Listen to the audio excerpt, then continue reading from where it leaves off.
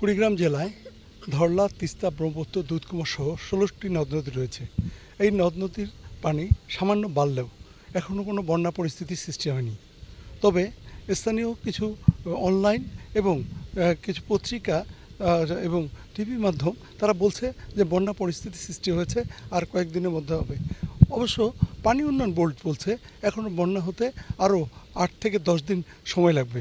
যদিও এই অঞ্চলে তিস্তা নদীর যে নদীটি আছে এটি গজলডোবা ব্রিজ যদি ছেড়ে দেওয়া হয় তাহলে পানিটি দ্রুত আসবে, তবে বিপদসীমার উপরে যাবে।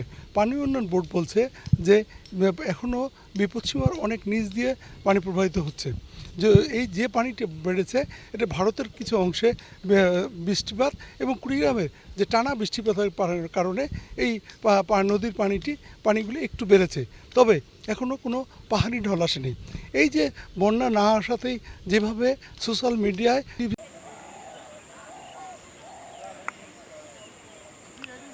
পানি দিয়া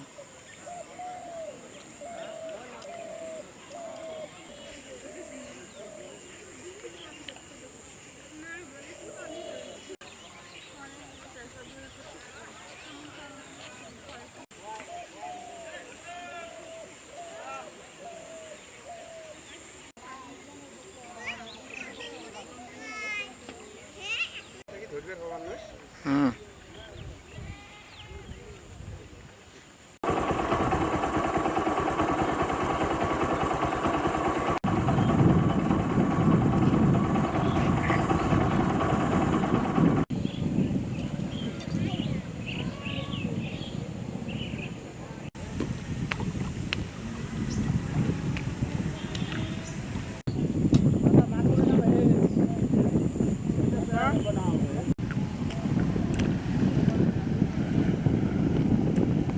আসলে সোশ্যাল মিডিয়া বা বিভিন্ন গণমাধ্যমে যে নিউজটা প্রচার হচ্ছে যে কুড়িগ্রামের পানি বিপদসীমা অতিক্রম করছে, আসলে বিষয়টা এরকম নয়।